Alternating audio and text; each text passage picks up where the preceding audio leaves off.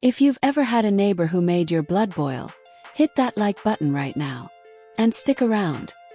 Because this is a story of petty accusations, police calls, and the sweetest form of justice you can imagine. When I first bought my house, I thought I'd finally found peace. It wasn't in some busy city block.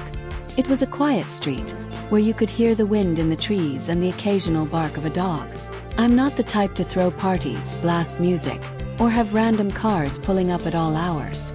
Honestly, I'm kind of boring. My perfect Friday night is a cup of tea, a good book, and maybe tending to the roses in my front yard.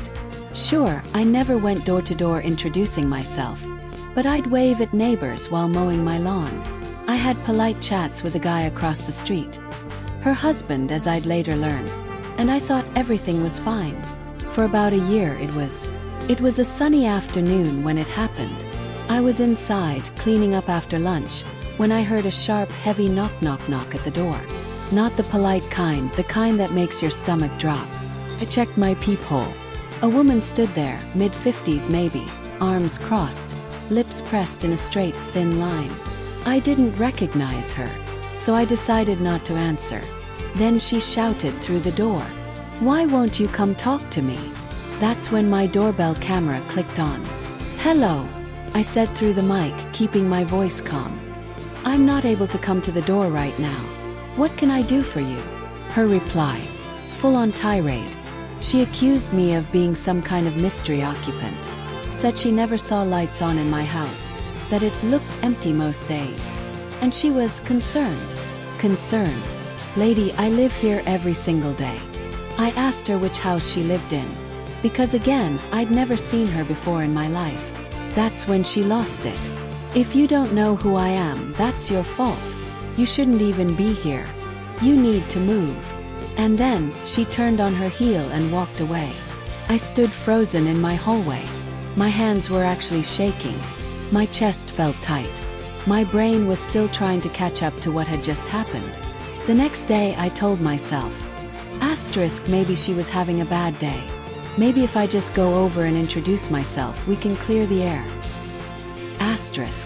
So I knocked on her door. She opened it just enough to show her face, then leaned against the frame. Her voice was syrupy, but with an edge. "Well, thank you for finally coming over. That's all I really wanted." I left feeling uneasy, but I thought maybe that was it. I was wrong. It started with a knock on my own door again. This time the police. They said my neighbor had reported that I egged her house. Except, there were no eggs anywhere. Not on the siding, not on the lawn. The cops looked confused. Then came the second visit. Apparently, I'd stolen a light fixture from their yard. I hadn't. And my personal favorite.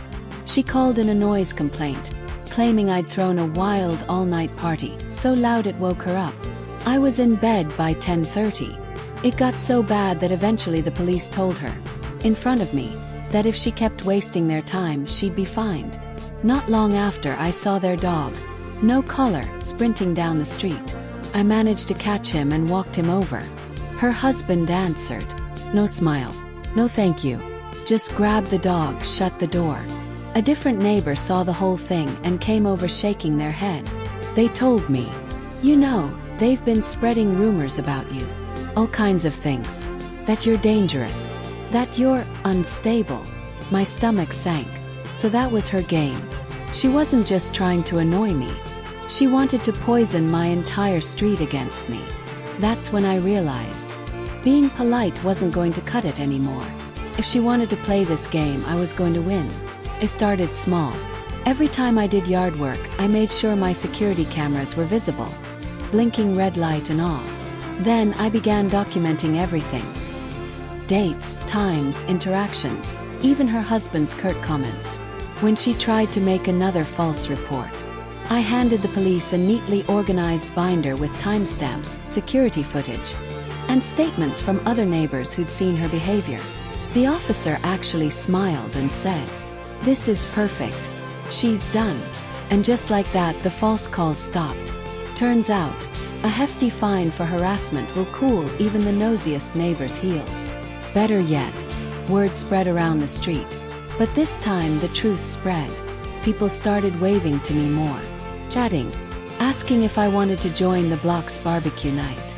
She, on the other hand, she became a ghost, never came outside when I was around. In the end, I learned something important. Some people will create drama just to have something to talk about. But when you stand your ground and back it up with receipts, the truth has a funny way of winning. If this story gave you chills, smash that like button and tell me in the comments, what's the worst thing a neighbor has ever done to you? And of course, subscribe for more real stories of karma, justice, and revenge.